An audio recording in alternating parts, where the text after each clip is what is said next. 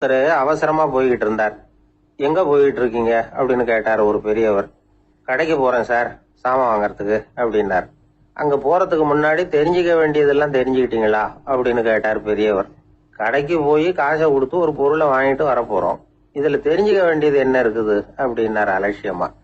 இப்ப அந்த பெரியவர் பேச ஆரம்பிச்சார். இந்த உலகத்துல எந்த ஒரு செயல்ல இறங்குறப்பவும் நாம நல்லா ஆலோசனை பண்ண வேண்டிய விஷயம் 5 அப்படின்னார். உதாரணமா, ஒருத்தன் கடைக்கு போய் ஏதோ ஒரு பொருளை வாங்கிட்டு வர போறான்னு வச்சுக்கங்களேன். அப்ப கூட அவன் 5 விஷயங்களை பத்தி தெரிஞ்சுக்க வேண்டியிருக்குது அப்படிங்கிறார் அவர். முதல்ல அந்த பொருள் எப்படிப்பட்டது அப்படிங்கறத தெரிஞ்சுக்கணும். ரெண்டாவதா தன்னை பத்தியும் தெரிஞ்சுக்கணும். அப்பதான் அந்த பொருள் தனக்கு தேவையா இல்லையா அப்படிங்கறத புரிஞ்சுக்க முடியும். மூணாவதா தெரிஞ்சுக்க வேண்டியது ஒண்ணு இருக்கு. அது என்னன்னா, அந்த பொருளை அடையறதுக்கு வழி என்ன அப்படிங்கறது தெரிஞ்சுக்கணும். அதாவது எவ்வளவு பணம் கொடுத்தா அது கிடைக்கும், இது மாதிரியான விஷயங்கள். நாலாவதா அந்த பொருளை அடையறது மூலமா நாம அடையக்கூடிய பயன் என்ன அப்படிங்கறதையும் உணரணும். அஞ்சாவது, அந்த பொருளை அடையறதுல இருக்கக்கூடிய தடை எது அப்படிங்கறதையும் நாம தெரிஞ்சுக்கணும். பெரியவர் பேசுறது ஏதோ தத்துவம் மாதிரி தெரியுது இல்லையா? தத்துவம் தான். அதாவது இப்படி உலகியல் வாழ்க்கையில சின்ன சின்ன விஷயங்கள்லயே நாம 5 விஷயங்களை தெரிஞ்சுக்க வேண்டி இருக்குது. அது ரொம்ப அவசியமா இருக்கு. பேரின்ப நிலைன்னு சொல்றாங்கல்ல, அது மாதிரி பெரிய சமாச்சாரங்கள்லயும் இந்த 5 விஷயங்களை நாம தெரிஞ்சுக்க வேண்டியிருக்குது. அதுக்கு பேர் என்னன்னா அர்த்த பஞ்சகம். வைணவ சமயத்துல அர்த்த பஞ்சகம்ங்கிறது ரொம்ப பெரிய விஷயம்.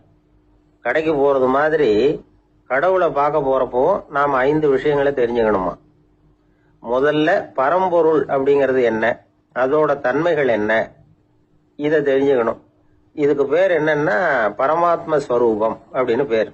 ரெண்டாவது, நாம யாரு, நம்மோட தன்மை என்ன அப்படிங்கறத தெரிஞ்சுக்கணும். நான் யாருன்னு எனக்கே தெரியலங்கிறப்போ இதை நான் சொல்றேன்னு இது என்னுடையதுன்னு சொல்றது தப்பு தானே. அப்புறம் மூணாவது விஷயம், பரம்பொருளை நாம் அடையறதுக்கு வழி எது, இது தெரிஞ்சுக்கணும். இது உபாய ஸ்வரூபம் அப்படின்னு பேர். நாலாவது விஷயம், நாம் அடைய வேண்டிய பயன்கள் என்ன அப்படிங்கறது தெரிஞ்சுக்கிறது. இதுக்கு புருஷார்த்தம் அப்படின்னு பேர். அஞ்சாவது, அந்த பயனை அடைய விடாமல் தடுக்கிற தடைகள் யாவை அப்படிங்கறது தெரிஞ்சுக்கிறது. இது விரோதி ஸ்வரூபம். இதத்தான் தடையியல் அப்படின்னு சொல்றாங்க. அதாவது பரமாத்மாவை பற்றிய அறிவு, ஜீவாத்மாவை பற்றிய அறிவு, உபாயம் பற்றிய அறிவு, புருஷார்த்தம் பற்றிய அறிவு, இந்த 4 அறிவுக்கும் எதிரடையா, அதாவது அதையெல்லாம் தப்பா புரிஞ்சுக்கிறதால உண்டாகக்கூடிய அறிவு விரோதி ஸ்வரூபம். என்ன இது தகவல்ல ஏதாவது கதை சொல்லுவீங்கன்னு பார்த்தா ஏதோ தத்துவம் பேசிட்டு இருக்கிறீங்களே அப்படின்னு நினைக்கலாம். இதுவும் தெரிஞ்சுக்க வேண்டிய ஒரு பெரிய விஷயம்தான். காதுல போட்டு வச்சா எப்போவாவது உபயோகப்படும். என்னுடைய நண்பர் ஒருத்தர் ஒரு நாள் என்கிட்ட சொன்னார், சார், அடுத்த மாசம் தஞ்சாவூர்ல ஒரு கல்யாணம், போறதா வேண்டாமா அப்படின்னு ஒரே குழப்பமா இருக்கு அப்படின்னார். நான் உடனே இந்த அர்த்த பஞ்சக உபதேசம் பண்ண ஆரம்பிச்சேன். அவர் எல்லாத்தையும் பொறுமையா கேட்டுட்டு, சரி சார், நான் போறதுன்னு முடிவு பண்ணிவிட்டேன்னார். எப்படி இந்த முடிவுக்கு வந்தீங்க அப்படின்னு கேட்டேன். அவர் சொன்னாரு, சார், அந்த 2வது பாயிண்ட் ஒன்னு சொன்னீங்களே, அதை புரிஞ்சுக்கிட்டதுக்கு அப்புறம் தான் இந்த முடிவுக்கு வந்தேன் அப்படின்னாரு. என்ன 2வது பாயிண்ட்னு? அதாவது தன்னை பத்தி புரிஞ்சுக்கணும் அப்படின்னு சொன்னீங்க. உடனே என்னை பத்தி புரிஞ்சுக்கிட்டேன், நான் யாருங்கிறது எனக்கு தெரிஞ்சுது, உடனே போறதுதான் நல்லதுன்னு முடிவு பண்ணிவிட்டேன்னாரு. நீங்க யாருன்னு கேட்டேன். நான் தான் சார் அந்த கல்யாணத்துல தாலி கட்ட வேண்டிய மாப்பிள்ளை அப்படின்னார். ஒருத்தர் முகத்தை தொங்க போட்டுக்கிட்டு ஒரு மாதிரியா வந்தார். என்ன விஷயம்னு விசாரிச்சேன். என்னுடைய நண்பன் ஒருத்தங்கிட்ட கருத்து வேறுபாடு, இனிமே நமக்குள்ள எந்த சம்பந்தமும் வேணாம்னு நட்பை முறிச்சிட்டு வந்துட்டேன்னா. நண்பர்கள்னு இருந்தா கருத்து வேறுபாடு வரத்தான் செய்யும்னு.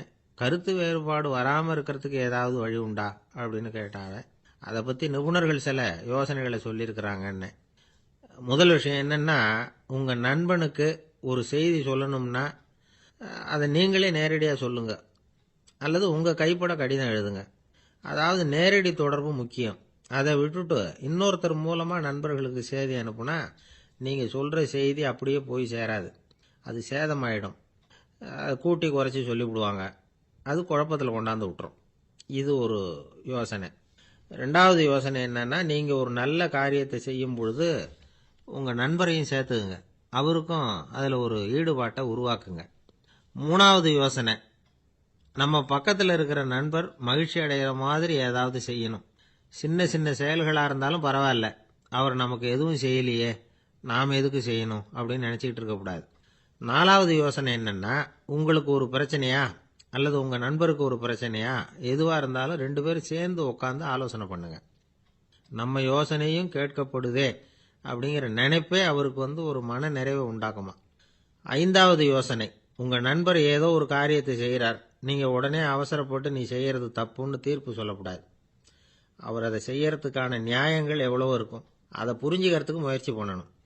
6வது யோசனை, உங்கள் நண்பர் என்ன சொன்னாலும் அதை பொறுமையாக கேளுங்க.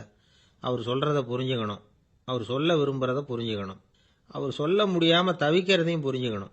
இப்படி 3 விதமாகவும் அவரை புரிஞ்சுக்கிட்டு அதுக்கு தகுந்த மாதிரி செயல்படணும். 7வது யோசனை என்னன்னா, உங்கள் நண்பர் உங்ககிட்ட ஏதோ ஒரு கருத்தை சொல்கிறார், அது உங்களுக்கு பிடிக்கல, அதுக்காக உடனே நீ சொல்கிறது சரியில்லை, நான் ஒத்துக்க மாட்டேன் அப்படின்லாம் மறுத்துக்கிட்டு இருக்கக்கூடாது. அவர் சொல்கிறத கேட்கணும், பொறுமையாக சிந்திக்கணும், அதுக்கப்புறம் பதில் சொல்லணும். இப்படிலாம் நடந்துக்கிட்டால் நண்பர்களுக்குள்ள கருத்து வேறுபாடு வர்றதுக்கு வாய்ப்பே இருக்காது அப்படின்னு வல்லுநர்கள் தொகுத்து சொல்லியிருக்கிறாங்க இந்த யோசனைகளை. எனக்கு தெரிஞ்ச சில நண்பர்கள் உண்டு, அவங்களுக்குள்ளேயும் கருத்து வேறுபாடுகள் வராமல் இருக்கிறதுக்கு சில நுட்பங்களை கையாளுறது உண்டு. ஒருத்தர் சொன்னார், அந்த டாக்டர் சின்ன வயசுலேருந்து என் கூட பழகினவர், நாங்கள் 2 பேரும் இணை பிரியாத நண்பர்கள், இருந்தாலும் எனக்கு உடம்பு சரியில்லைன்னா நான் அவர்கிட்ட வைத்தியம் பார்த்துக்க மாட்டேன் அப்படின்னார் ஒருத்தர். ஏன் அப்படின்னு கேட்டேன். எங்கள் நட்பு கெட்டுப்போடக்கூடாது இல்லையா, அதனால தான் அப்படின்னாரு இவர். ஒரு நண்பர், அவர் ஒரு வழக்கறிஞர். ஒரு நாள் அவர்கிட்ட பேசிக்கிட்டு இருந்தேன். அப்ப கேட்டேன், ஏன் சார் நீங்கள்லாம் கோர்ட்ல வாதாடுறப்போ கருப்பு நிற அங்கி அணியிறீங்களே, அதுக்கு என்ன காரணம்? சட்டத்துக்கும் கருப்பு கலருக்கும் என்ன சம்பந்தம் அப்படின்னு கேட்டேன். அது ஒரு சுவாரஸ்யமான கதைன்னார் அவர். சொல்லுங்களேன் அப்படின்னு அவர் சொன்னார். கிபி 1694 வருஷத்துல இங்கிலாந்து அரசி 2வது மேரிங்கிறவர் இறந்து போனார். அந்த ராணியோட கணவர் 3ஆம் வில்லியம், அவரு ஒரு உத்தரவு போட்டாராம், அரசியோட மறைவுக்கு அனுதாபம் தெரிவிக்கிற வகையில வழக்குரைஞர்கள் எல்லாரும் கருப்பு நிற அங்கி அணியணும் அப்படின்னு. அன்னைக்கு ஆரம்பிச்ச அந்த பழக்கம் அதுக்கப்புறம் மாறவே இல்லையாம், இன்னைக்கும் தொடருது. வழக்குரைஞர்கள்லாம் முதல்ல கருப்பு அங்கி மட்டும்தான் அணிஞ்சாங்களாம். அதுல ஒரு சின்ன சங்கடம், ஏற்கனவே உடம்பு கருப்பா இருக்கிறவங்க அதுக்கு மேல கருப்பு ட்ரெஸ் வேற போட்டுக்கிட்டா முகம் பளிச்சுன்னு தெரியாது இல்லையா, அதனால முகம் பளிச்சுன்னு தெரியறதுக்காக அவங்க எல்லாம் வெள்ளை நிற பட்டியை அணிய ஆரம்பிச்சாங்களாம். இப்படிதான் இங்கிலாந்துல அந்த பழக்கம் ஆரம்பமாயிருக்குது. அந்த சமயத்துல இந்தியாவை ஆண்டது பிரிட்டிஷ்காரங்க தானே, அதனால இங்கேயும் அந்த பழக்கம் அப்படி நடைமுறைக்கு வந்துட்டுது. அதே மாதிரி சர்ச்சிலின் மூதாதையரான மார்ல்பரோ பிரபுவின் ஞாபகார்த்தமா நீதிபதிகள் இந்த வெள்ளை குள்ளாய் அணிகிற முறை பழக்கத்துக்கு வந்துதான். இதுதான் என்னுடைய நண்பர் சொன்ன தகவல். இங்கிலாந்துல நீதிமன்றம்ங்கிறது ரொம்ப மதிப்புள்ளது. அந்த அளவுக்கு சட்டத்துக்கு அங்க மரியாதை. அங்க நடந்த ஒரு சுவாரஸ்யமான நிகழ்ச்சியை ஒரு சகோதரி எழுதி அனுப்பியிருந்தாங்க. அவங்க அப்பா நீதித்துறையை சேர்ந்தவரா, அவர் சொன்னதான் இது. அவங்க எழுதி அனுப்பியிருந்த விஷயம் என்னன்னா, அங்க ஒரு கேஸ்ல ஒரு முக்கியமான தீர்ப்பு வழங்க வேண்டி இருக்குது. ஜட்ஜு, பாரட்லா படிச்ச பெரிய பெரிய வக்கீல்கள், ஜூரி எல்லாருமா கூடி அந்த கேஸை பத்தி விவாதிக்கணும். சுமாரா 40 பேர். இதுக்காக கோர்ட் ஹால்ல விசேஷ சேம்பர்ல நுழையறதுக்கு முன்னாடி அவங்கெல்லாம் தங்களுடைய கோட்டு தொப்பி எல்லாத்தையும் கழட்டி அங்க நின்றுகிட்டு இருந்த ஒரு அட்டெண்டர் கிட்ட கொடுத்துட்டு உள்ள போனாங்க. அந்த ஆளு படிக்காதவர். அவரு ஒவ்வொருத்தர் கொடுக்கறதையும் வாங்கி அங்க அப்படியே ஒரு இடத்துல அடுக்கி வைக்கிறார். அப்படியே வாங்கி உள்ள வச்சுக்கிட்டு இருக்கிறார் ஒவ்வொரு இடத்துல. அது அவரோட வேலை. உள்ள போன ஜட்ஜி, வக்கீல், ஜூரி எல்லாரும் ரொம்ப நேரமா அந்த கேஸை பத்தி விவாதிக்கிறாங்க. ஒரு நாள் பூரா ஆயிட்டுது. அவ்வளவு தீவிரமா அக்கு வேறு ஆணி வேறைய பிச்சு உதறி இருக்கிறாங்க. ஒரு வழியா 13 மணி நேரம் கழிச்சு வெளியில வந்திருக்கிறாங்க. ஒவ்வொருத்தரா வர வர அந்த அட்டெண்டரும் அவங்க கோட்டு தொப்பிய அவங்க கிட்ட எடுத்து ரொம்ப மரியாதையா திருப்பி கொடுத்துக்கிட்டு இருக்கிறார். கடைசியா ஜட்ஜ்மெண்ட்லாம் எழுதி முடிச்சுட்டு ரொம்ப திருப்தியோடவும் களைப்போடவும் வெளியில வந்துகிட்டு இருக்கிறாராம். இந்த ஆள் அவருடைய மேல் கோட்டையும் தொப்பியையும் எடுத்து அவர்கிட்ட ரொம்ப மரியாதையோட நீட்டினாராம். ஜட்ஜுக்கு ரொம்ப ஆச்சரியம். இந்த ஆள் எப்படி இவ்வளவு பேரோட கோட்டு தொப்பி எல்லாத்தையும் ஞாபகம் பேசாம திருப்பி கொடுக்குறார் அப்படிங்கிறது அவருக்கு ஆச்சரியம். அதனால அவர் அந்த ஆளை பார்த்து கேட்டாராம், ஏப்பா இந்த கோட்டை கொடுக்குறிய இது என்னோடது தானா, என்னோடது தான்னு உனக்கு எப்படி தெரியும் அப்படின்னாராம். இதுக்கு அந்த பியூனு ரொம்ப பதவிசா பதில் சொன்னாராம், ஐயா இந்த கோட்டு ஹேட்டை உங்ககிட்ட வாங்கி மாட்டினேன், இப்ப திரும்ப உங்ககிட்ட தரணும், தந்துட்டேன், இதுதான் என்னோட வேலை, மற்றபடி இது உங்களோடதா இல்லையா அப்படிங்கறதெல்லாம் எனக்கு தெரியாதுங்க அப்படின்னாராம். ஒரு பூங்கா, அங்க ஒருத்தர் நின்றுட்டு இருக்கிறார். நின்றுகிட்டே ஏதோ ஆழ்ந்த யோசனையில இருக்கிறார். அந்த பக்கமா இன்னொருத்தர் வந்தார். இவரை கவனிச்சார். என்ன யோசனைன்னு கேட்டார். எப்படி எழுந்திருக்கிறதுன்னு யோசனை பண்ணிட்டு இருக்கிறேன்னாரு அவர். கேட்டவருக்கு ஒரு மாதிரி ஆயிட்டுது. ஏற்கனவே நின்றுகிட்டு இருக்கிற ஒருத்தர் எப்படி எழுந்திருச்சு நிக்கிறதுன்னு யோசிக்கிறாருன்னா அது ஆச்சரியம் தானே. அதுக்கப்புறம் இவர் யோசிக்க ஆரம்பிச்சார், என்ன இவர் இப்படி பேசுறாரு அப்படின்னு. கீழே விழுந்தாதானே எழுந்திருச்சு நிக்க முடியும். அதனால எழுந்திருக்கணும்னு நினைக்கிறவங்க முதல்ல கீழே விழணும். இவர் முதல்ல கீழே விழணும், அதுக்கப்புறம் தான் எழுந்திருக்கிறது எப்படின்னு சிந்திக்க முடியும். இந்த உலகத்துல எல்லாருமே கீழே விழுந்து எழுந்தவர்கள் தான். இப்ப இந்த குழந்தை பருவத்துல கீழே விழாம நடைபயில கற்றுக்கிட்டவங்க யாராவது உண்டா? சின்ன வயசுல ஒரு தடவை கூட கீழே விழல சார், அப்படியே பிறந்தார் வளர்ந்தார் பெரியவர் ஆயிட்டார் அப்படின்னு யாரையும் சொல்ல முடியாது. அதனால மனுஷங்கிறவன் விழுந்து புரண்டு எழுந்துதான் நடக்க கத்துக்கிறான். ஒரு உண்மையை நாம எல்லாரும் புரிஞ்சுக்கணும். இந்த உலகத்துல தவறு செய்யாத மனிதர்களே யாரும் கிடையாது. அப்படி இருக்கிறப்போ எப்போதாவது நாம தவறு பண்ணிவிட்டோம்னா அதுக்காக மனசு உடைஞ்சு போயிடக்கூடாது, வாழ்க்கையில வெறுப்பு வந்துடக்கூடாது. ஒரு தவறு நடந்துட்டுதா அதுக்காக மனசு உடைஞ்சு போடாதீங்க, அதை ஒரு பாடமா எடுத்துக்கங்க. அதே தவறு மறுபடியும் நடக்காம வேணும்னா பாத்துக்கலாம், அது போதும். தடைக்கல்ல படிக்கெல்லாம் மாத்திக்கணும், இதுதான் இதுல முக்கியம். ஒரு அலுவலகம், அங்க ஒரு அதிகாரி, அவர் உயர்ந்த பதவியில் இருந்தார், சிறந்த நிர்வாகின்னு பேர் வாங்கினவர். அவர் தனக்கு கீழே வேலை செய்யறவங்க கிட்ட எல்லாம் சொல்லுவாராம், இந்த நிறுவனத்துல நீங்க எத்தனை தடவை வேணும்னாலும் தவறுகள் செய்யலாம், ஆனா ஒரே விஷயம் என்னன்னா ஒரே தவறை மறுபடியும் செய்யக்கூடாது, அது முக்கியம் அப்படின்பாராம். இத மேம்போக்கா பார்த்தா அவர் ஏதோ தன்னுடைய ஊழியர்களை தவறு செய்ய தூண்டுறது மாதிரி தெரியும். ஆனா உண்மை அப்படி இல்லை. இன்னைக்கு என்ன நடக்குது தெரியுமா? அநேகமா எல்லா மனிதர்களுமே ஒரே தவறை தான் மறுபடியும் மறுபடியும் செய்யறாங்க. விளையாட்டு வீரர்கள் ஒரே மாதிரியான தவறுகளை திரும்ப திரும்ப செய்யறது உண்டு. கணக்கு எழுதுறவங்களை பாருங்க, ஒரே தப்ப மறுபடியும் மறுபடியும் செய்வாங்க. அலுவலகம் வருகிறவர்களை கவனிங்க, ஒரு நாள் தாமதமா வந்தா பரவாயில்ல, தினமும் தாமதமா வருவாங்க. இது மாதிரி செய்த தவறையே திரும்ப திரும்ப செய்யறதுக்கு என்ன காரணம் அப்படின்னா சோம்பல், ஞாபக மறதி, கவனக்குறைவு, தன்னுடைய திறமை பேர்ல அளவுக்கு மீறிய நம்பிக்கை, இப்படி இதுல ஏதாவது ஒரு காரணமா இருக்கலாம் அப்படிங்கிறாங்க இது பற்றி ஆய்வு செய்கிற வல்லுநர்கள். ஒரு தடவை செஞ்ச தவிர மறுபடியும் செய்யறது இல்லைன்னு முடிவு செஞ்சுக்கிட்டு அதை செயல்படுத்த கத்துக்கணும், அது போதும், வாழ்க்கை வெற்றிகரமா அமையும் அப்படிங்கிறாங்க அந்த அனுபவசாலிகள். அதனால வெற்றிகரமா வாழ்க்கையில நடைபோட விரும்பும் இளைஞர்கள் தவிர்க்க வேண்டியது என்னன்னா, முதல்ல சோம்பலை தவிருங்கள், சுறுசுறுப்பாக இயங்குங்கள் அப்படிங்கறது அவங்க அறிவுரை. ரெண்டாவது ஞாபக மறதி, எந்த செயல்லையும் ஈடுபாடு வேணும், அக்கறை வேணும்.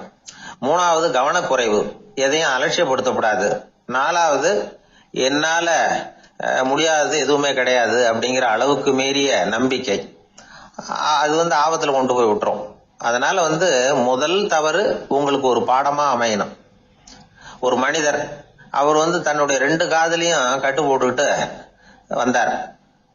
அவருடைய நண்பர் அதை கவனிச்சுட்டாரு. என்ன சார் ஆச்சு, 2 காதுலையும் கட்டு போட்டுருக்கீங்களே அப்படின்னு விசாரிச்சார். ஒண்ணுமில்ல சார், வீட்டுல ரொம்ப ஆர்வமா டிவியில கிரிக்கெட் மேட்ச் பாத்துக்கிட்டு இருந்தேன். அப்போ என்னுடைய மனைவி துணிகளுக்கு அயன் பண்ணிட்டு இருந்தாங்க.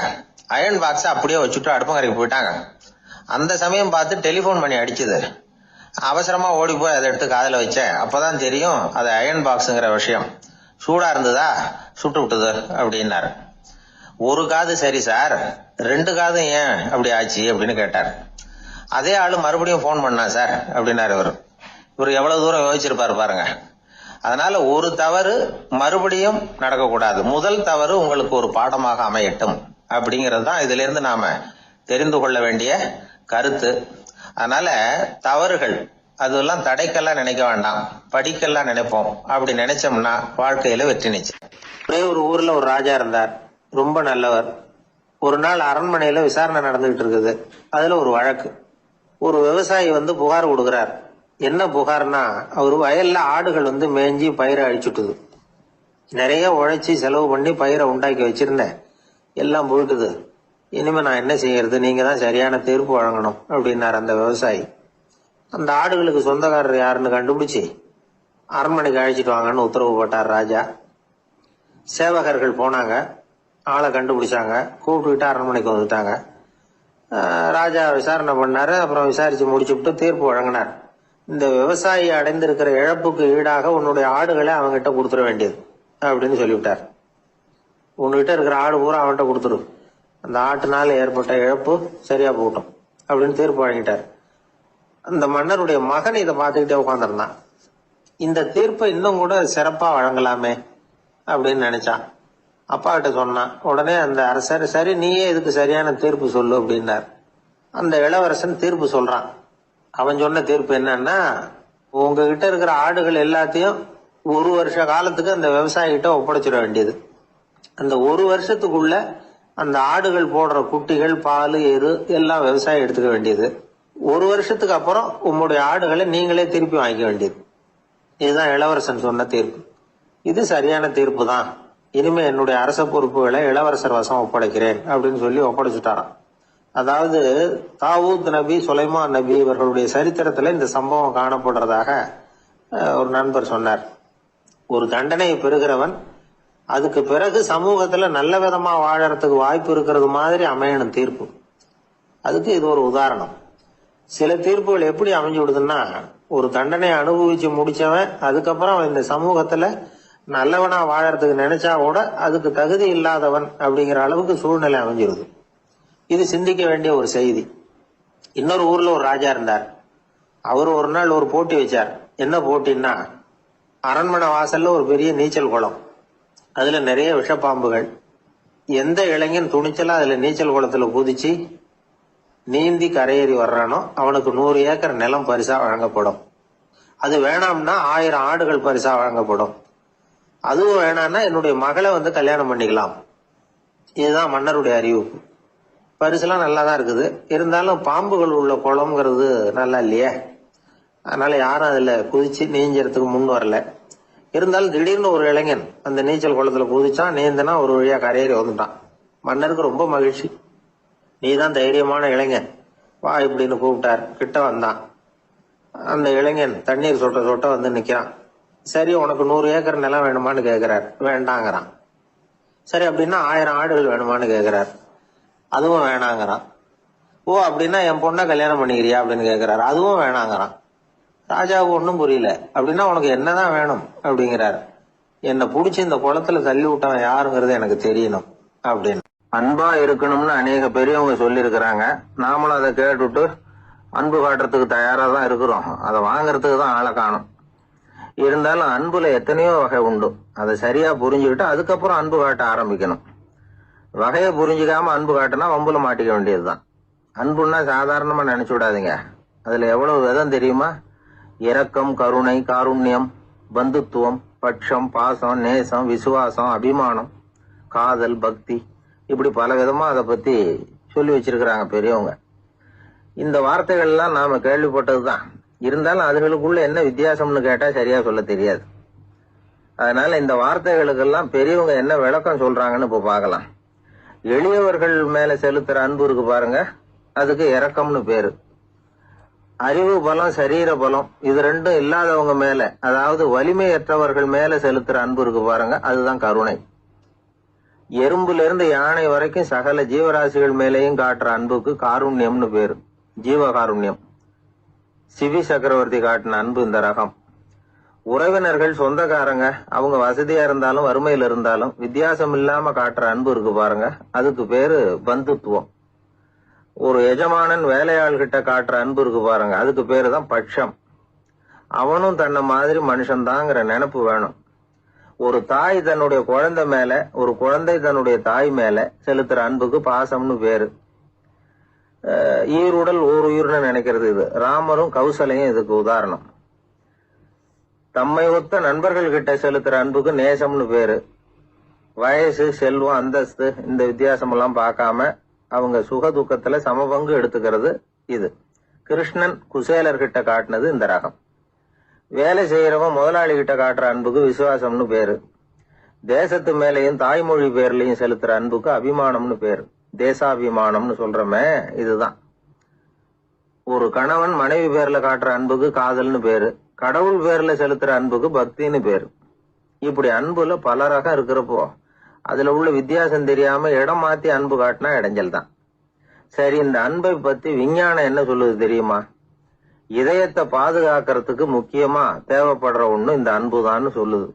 நெதர்லாந்து விஞ்ஞானிகள் இதை ஆராய்ச்சி பண்ணியே கண்டுபிடிச்சிருக்கிறாங்க. கொஞ்சம் முயல் குட்டிகளை 2 பிரிவா பிரிச்சாங்க. 2 குரூப்புக்கும் கொழுப்பு அதிகமா உள்ள ஆகாரத்தையே கொடுத்துட்டு வந்தாங்க. ஆனா ஒரு குரூப்புக்கு வெறுமன ஆகாரத்தை கொடுத்ததோட சரி, இன்னொரு குரூப் முயல்களுக்கு ஆகாரம் கொடுத்ததோட நிறுத்திக்கல. அதுக்கு முன்னாடி கூண்டுகளை திறந்து விட்டு முயல்களை கொஞ்ச நேரம் எடுத்து கொஞ்சி விட்டு அதுக்கப்புறமா ஆகாரம் கொடுத்தாராம் ஆராய்ச்சியாளர். இந்த குரூப்புக்கு இதய பாதிப்பு 60% குறைச்சலா இருந்துதான். சில நோயாளிகளுக்கு ஹார்ட் அட்டாக் வந்தாலும் அதை தாங்கிக்கிட்டு குணமாகிற சக்தி அதிகமா இருக்குது. இது எப்படின்னு ஆராய்ச்சி பண்ணி பார்த்துருக்கிறாங்க. அவங்க எல்லாம் மனைவி தன் பேர்ல ரொம்ப அன்பா இருக்கிறதாக நினைக்கிறவங்களா இருக்கிறாங்களாம். இதய நோயாளிகள் பல பேரை சந்திச்சு இதய நோய் ஏற்பட என்ன காரணம்னு கேட்டிருக்கிறாங்க. அவங்க சொன்ன காரணம்லாம் சாப்பாடு சம்பந்தமா இல்லையா, மனைவி அன்பா இல்ல, இப்படிப்பட்ட காரணத்தை தான் சொல்றாங்களாம். அதனால இதயத்தை பாதுகாக்கணும்னு நினைக்கிறவங்க அடுத்தவங்க அன்பா இருக்கிறது மாதிரி பாத்துக்குங்க, அதுதான் முக்கியம். ஒருத்தர் முகம் பூரா பிளாஸ்டரி போட்டுக்கிட்டு வந்தார். ரொம்ப கோபமா, என்னங்க ஆச்சுன்னு விசாரிச்சேன். எல்லாம் உங்களாலதான் சார்னார். விவரமா சொல்லுங்களேன். என்ன உங்க தகவலை கேட்டுட்டு ஒரு பூனைக்குட்டியை கையில எடுத்தேன், அன்பா அதை தடவி கொடுக்கறதுக்காக. ஆனா அது முந்திக்கிட்டது, அது என் முகத்தை தடவி கொடுத்துட்டுது, முகம் பூரா நகை கீறல், அதுதான் இப்படி அப்படின்னார். அன்புல அறிவு சேராததுனால வந்த கோளாறு இது. வாழ்க்கையில வெற்றி பெற என்ன வழி? இது ஒரு முக்கியமான கேள்வி. இதுக்கு எல்லாரும் பொதுவா சொல்ற ஒரு பதில், உழைச்சா வெற்றி பெறலாம் அப்படிங்கிறது தான். வாழ்க்கையில வெற்றி பெற உழைப்பு மட்டும் இருந்தா போதாது, நேர்மையும் வேணும் அப்படிங்கிறார் பால் ஹாஃப்மேன். இவர் யாரு தெரியுமா? இவர் ஒரு பெரிய பொருளாதார நிபுணர். 2வது உலகப் போர் முடிஞ்ச சமயம் அப்போ இவர் அமெரிக்காவின் நிதி ஆலோசகரா இருந்தார். தன்னுடைய வாழ்க்கையில நடந்த பழைய நிகழ்ச்சி ஒண்ணு அவர் சொன்னார். இளம் வயசுல படிச்சு முடிச்சதும் அவர் வேலை தேடிக்கிட்டு இருந்தாராம். அப்போ ஒரு கால்நடை வைத்தியர்கிட்ட போய் வேலை கேட்டிருக்காரு. இவர் அங்க போன சமயத்துல அந்த டாக்டர் தன்னுடைய பழைய கார் ஒன்ன விற்பனை செய்யறதுக்காக வேற ஒருத்தர்கிட்ட பேரம் பேசிட்டு இருந்தார். வாங்க வந்தவர் இவர்கிட்ட அந்த காரை பற்றின விவரம் எல்லாம் கேட்டுக்கிட்டு இருந்தார். கார் நல்ல நிலைமையில இருக்குமா அப்படிங்கிற கவலை அவருக்கு. எல்லா விவரங்களையும் கேட்டுக்கிட்டு அவர் கடைசியா சொன்னார், டாக்டர், இந்த காரை நீங்களே என்னுடைய ஊருக்கு ஓட்டிட்டு வர வேண்டியது. கார் எந்த ரிப்பேரும் ஆகாம என்னுடைய ஊருக்கு சேர்ந்துட்டுதுன்னா அங்கேயே நான் பணம் கொடுத்து இந்த காரை வாங்கிக்கிறேன் அப்படின்னாரு. நம்ம கார் அவ்வளவு தூரத்துக்கு வழியில எந்த கோளாறும் இல்லாம போய் சேருமா அப்படிங்கிற சந்தேகம் டாக்டருக்கு. அவர் என்ன செஞ்சார் தெரியுமா? தன்கிட்ட வேலை கேட்டு வந்திருந்த இளைஞர் பால் ஹாஃப்மேனை கூப்பிட்டார். அவர்கிட்ட சொன்னார், இத பாருப்பா, இந்த காரை நீ அவருடைய ஊர் வரைக்கும் நல்லபடியா ஓட்டிட்டு போய் சேர்த்துட்டீன்னா உனக்கு நான் வேலை கொடுத்து விடுறேன். அது மட்டும் இல்ல, காரு விற்கிற தொகையில கமிஷனும் கொடுக்குறேன், என்ன சம்மதமா அப்படின்னு கேட்டார். ஹாஃப்மேன் யோசனை பண்ணார். அதுக்கப்புறம் சரின்னு சொல்லி சம்மதிச்சார். கொஞ்ச நேரத்துல அவரும் கார் வாங்க வந்தவரும் புறப்பட்டாங்க. இவர் ரொம்ப சிரமப்பட்டு வழியில எங்கேயும் நிறுத்தாம காரை ரொம்ப சாமர்த்தியமா ஓட்டிட்டு போய் சேர்த்துட்டார். அவர் இவரை அழைச்சிக்கிட்டு வீட்டுக்குள்ள போனார். அப்புறம் கேட்டார், இத பாருப்பா, இப்ப சொல்லு, இந்த காரோட நிலைமை இப்ப எப்படி இருக்கு? உண்மையிலேயே இது நல்ல நிலைமையில இருக்குதா? உன்னுடைய மனசாட்சிப்படி பதில் சொல் அப்படின்னார். இவரும் உடனே காரு நல்ல நிலைமையில தான் இருக்கு அப்படின்னு சொல்றதுக்கு வாயை திறந்தார். அதுக்குள்ள பார்வை எதிரில் உள்ள சுவர் மேல பட்டுது. அங்க இயேசுநாதர் படம் ஒண்ணு மாட்டியிருந்தாங்க. அதுக்கு அடியில எழுதியிருந்த வாசகம் என்னன்னா, நீ பேசும் ஒவ்வொரு வார்த்தையையும் இயேசு கவனித்துக் கொண்டிருக்கிறார் அப்படின்னு இருந்தது. அந்த வரிகளை பார்த்தார். உடனே காரு சரியில்லை அப்படிங்கிற உண்மையை சொல்லிவிட்டார். இவர் இப்படி சொன்னதும் அவர் இவரை ரொம்ப ஆச்சரியமா பார்த்தார். இவர்கிட்ட இருந்த நேர்மை அவரை சிந்திக்க வச்சது. உன்னுடைய நேர்மையை பாராட்டுறேன், உனக்கு கமிஷன் கிடைக்கணுங்கிறதுக்காகவே நான் இந்த காரை வாங்கிக்கிறேன்னார். இப்போ அவர் திகைச்சு போய் நின்னார். மறுபடியும் அவர் சொன்னார், நீ காரை ஓட்டிட்டு வரும்பொழுதே உன்னுடைய திறமையை பார்த்தேன், உனக்கு விருப்பம் இருந்தா நீ என்கிட்டயே வேலைக்கு சேர்ந்துடலாம் அப்படின்னார். பால் ஹாஃப்மேன் அவர்கிட்ட வேலைக்கு சேர்ந்தார். படிப்படியா முன்னேறினார். கடைசியில பாத்தீங்கன்னா அமெரிக்காவுடைய நிதி ஆலோசகரா ஆனார். அதுக்கப்புறம் அவர் அந்த பழைய சம்பவத்தை எப்பவும் மறக்கிறது இல்லை, அடிக்கடி சொல்றது உண்டு. அதனால இதுல இருந்து நாம தெரிஞ்சுக்க வேண்டியது என்னன்னா, வாழ்க்கையில முன்னுக்கு வரணும்னா உழைப்பு மட்டும் போதாது, நேர்மையும் வேணும். ஆனா இந்த காலத்துல சிலருடைய நேர்மை நமக்கு ஆச்சரியமா கூட இருக்கும். ஒருத்தர் புஸ்தக கடை வச்சிருந்தார். ரொம்ப நேரமா தேடி ஒரு புத்தகத்தை கையில் எடுத்தார். அதுக்கு பில் போட சொன்னார். அந்த புத்தக கடைக்கு வந்த இன்னொருத்தர் பில் போடுறவர், சார் இந்த புத்தகம் மகா அறுவை, மகா மட்டம், இது வேணாம் உங்களுக்கு, வேற ஏதாவது ஒண்ணு பாருங்கன்னார். புத்தக கடை வச்சிருக்கிறவரே இப்படி சொன்னார். வாங்க வந்தவர் இவர் ஆச்சரியமா பார்த்தார். உங்க நேர்மையை பாராட்டுறேன், அது சரி, இந்த புத்தகத்தை ஏற்கனவே நீங்க படிச்சு பார்த்துட்டீங்களான்னு கேட்டார். அதை படிச்சு வேற பார்க்கணுமான்னார். அப்புறம் எப்படி இது மகா மட்டம்னு சொல்றீங்க அப்படின்னார். அதை எழுதினவனே நான் தான் சார் அப்படின்னார் அவர். இது ஒரு விதமான நேர்மை, நேர்மையை ஒத்துக்கிறது. எப்படி இருந்தாலும் வாழ்க்கையில உழைப்பும் நேர்மையும் உயர்வதற்கு வழிகள். உழைப்பை விட நேர்மை முக்கியம் அப்படிங்கறத புரிந்து கொண்டால் வாழ்க்கையில வெற்றி நிச்சயம். ஒரு ஊர்ல ஒரு ராஜா இருந்தார். பெரிய அரண்மனையில தான் இருக்கிறார். எல்லா வசதியும் இருந்தது. இருந்தாலும் அவர் எல்லாரும் சொல்றது எப்படி தெரியுமா, பிச்சைக்கார ராஜா. அப்படி ஒரு பேர் அவருக்கு நிலைச்சு போச்சு. ஜனங்களும் சரி, மற்ற தேசங்களில் உள்ளவங்களும் சரி, அவர் அந்த பேர் சொல்லியே குறிப்பிடுறது வழக்கமாக போட்டுது. இது அவருக்கு ரொம்ப கவலையாக போச்சு. என்ன இது, நம்மளை தேடி வர்றவங்களுக்கெல்லாம் நாம் சோறு போடுறோம், நம்ம புகழ்ந்து பாடல் ஏற்றி கொண்டு வர்ற புலவர்களுக்கெல்லாம் அவங்க எப்படி வந்தாலும் ஒருவேளை சோறு போடணுங்கிறது உத்தரவு. இவ்வளவுலாம் செஞ்சும் நம்மளை போய் பிச்சைக்கார ராஜான்னு எல்லாரும் சொல்கிறாங்களே, அது ஏன், எதுக்காக இப்படி சொல்கிறாங்க? இதுதான் ராஜாவுக்கு குழப்பம். சரி, இதை பற்றி நம்ம அமைச்சர்கள் கிட்ட கேட்கலாமா அப்படின்னு யோசனை பண்ணார். இந்த விஷயத்தை போய் அவங்க கிட்ட எப்படி கேட்கறதுன்னு அவருக்கு தயக்கமாக இருந்தது. கௌரவ குறைச்சலாக தெரிஞ்சுது அவருக்கு. சரி, சாதாரண குடிமக்கள் கிட்ட இதை பற்றி கேட்கலாமா அப்படின்னு யோசனை பண்ணார். கேட்கலாம், ஆனால் அவங்க யாரும் ராஜா முன்னாடி வந்து நின்று தைரியமாக பேசக்கூடிய அளவுக்கு இல்லை. ராஜாவோட குழப்பம் நாளுக்கு நாள் அதிகமாக போச்சு. கடைசியாக அவர் ஒரு முடிவுக்கு வந்தார். அதாவது இதை பற்றி ஒரு பிச்சைக்காரங்கிட்டே கேட்டு பார்த்துட்டா என்ன. இதுதான் அவர் பண்ண முடிவு. உடனே மாறு வேஷம் போட்டுக்கிட்டு நகர்வலம் போனார். ஒரு பிச்சைக்காரனை கண்டுபிடிச்சார். இதை பாருப்பா, நம்ம ராஜாவை எல்லாரும் பிச்சைக்கார ராஜான்னே சொல்றாங்களே, அதுக்கு என்ன காரணமா இருக்கும் அப்படின்னு கேட்டார். அதுக்கு அவன் சொல்றான், இதுக்கான பதில இன்னும் ஒரு 30 நாள்ல சொல்றேன் அப்படின்னா.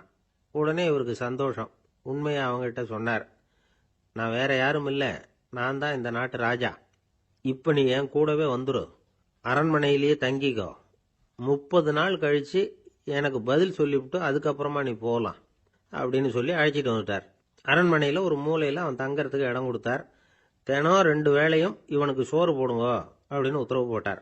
ராஜா கொடுத்த இடத்துல போய் உக்காந்துக்கிட்டான் அந்த பிச்சைக்காரன். தினமும் அந்த அரண்மனையில் நடக்கிறதையெல்லாம் கவனிச்சுக்கிட்டு வந்தான். வேளைக்கு சாப்பாடு வரும், சாப்பிட்டுக்கிட்டு இருக்கான். இப்படி 30 நாள் முடிஞ்சுது. ராஜா வந்தார். என்ன, என்னோட கேள்விக்கு பதில் என்னன்னு கண்டுபிடிச்சிட்டியான்னார். கண்டுபிடிச்சிட்டேன்னா. என்ன எல்லாரும் பிச்சைக்கார ராஜான்னு சொல்றாங்களே, அது நியாயமா படுதா உனக்குன்னு கேட்டார். நியாயமா தான் படுது, சந்தேகம் இல்லாம நீங்க பிச்சைக்கார ராஜா தான். என்னதான் நீங்க வசதியோடவும் படைபலத்தோடவும் இருந்தா கூட நீங்க எங்க வர்க்கத்தை சேர்ந்த ஆசாமி தான் அப்படின்னு அடிச்சு சொல்லிவிட்டான் அந்த ஆள்.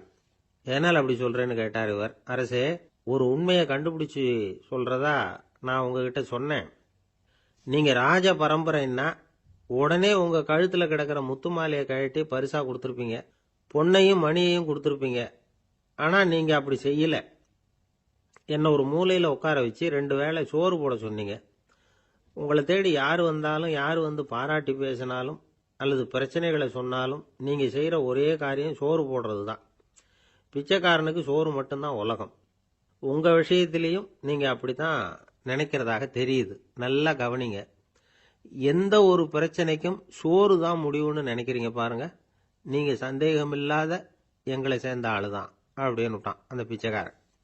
அதுக்கப்புறம் தான் அந்த ராஜா தன்னுடைய தவறுகளை எல்லாம் தேர்த்திக்கிட்டாராம்.